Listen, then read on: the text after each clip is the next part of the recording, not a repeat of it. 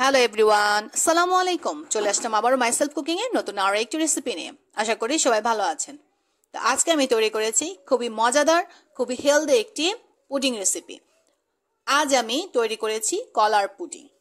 বাচ্চারা অনেক সময় দেখবেন কলাটা খেতে চায় না, তখন আপনি যদি এভাবে মজাদার ইয়াম্মি ভাবে কলার পুডিং বানিয়ে দেন, দেখবেন অনায়াসে ওরা খেয়ে নেবে। বিশেষ করে আমার বাচ্চারা এভাবেই পুডিংটা খেতে পছন্দ করে।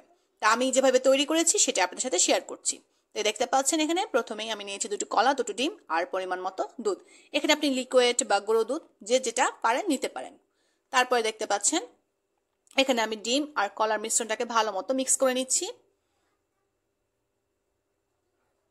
তার সাথে এখন আমি দিয়ে দেব দুধ।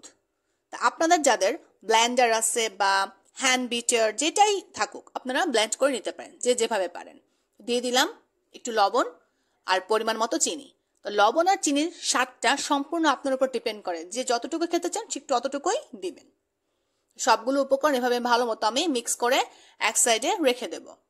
তো পুডিংটা বসানোর জন্য যে পাত্রটা আমি নেব, সেই পাত্রটাকে আমি একটু চিনি দিয়ে ক্যারামেল করে নেব। সেজন্য আমি 2 চামচ চিনি দিলাম।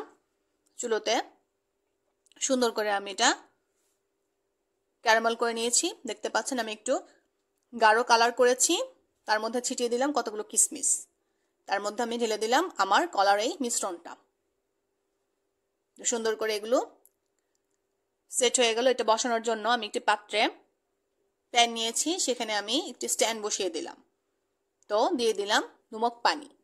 এখন আমি যে পুডিং এর পাত্রটা সেটা এখানে বসিয়ে দেব।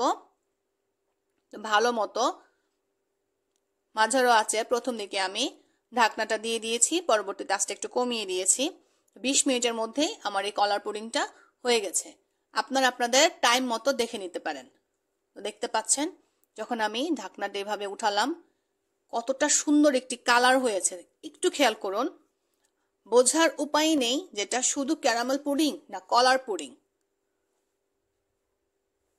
এভাবে যদি আমরা বাসায় তৈরি করে থাকি, দেখবেন খুবই সহজেই খুবই মজাদার এই পুডিংটা হয়ে যাবে। আপনাদেরকে আমি একটু কেটে দেখিয়ে দিচ্ছি ভিতরটা কেমন হয়েছে।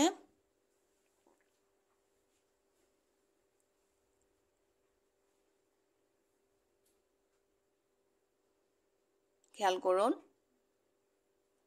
ভিতরটা কতটা সুন্দর দেখাচ্ছে, কতটা স্মুথ দেখাচ্ছে, মুখে দিলেই মিশে যাবে। তো যারা আমার এই কলার পুডিং রেসিপিটা দেখেছেন, পছন্দ করেছেন, ভিডিওতে অবশ্যই একটা লাইক দিয়ে দিবেন আর চ্যানেলটি সাবস্ক্রাইব করে নেবেন। তো পরবর্তীতে আরো নতুন কোনো রেসিপি নিয়ে আপনার সাথে হাজির হয়ে যাব। সে পর্যন্ত সবাই ভালো থাকবেন। আল্লাহ হাফেজ।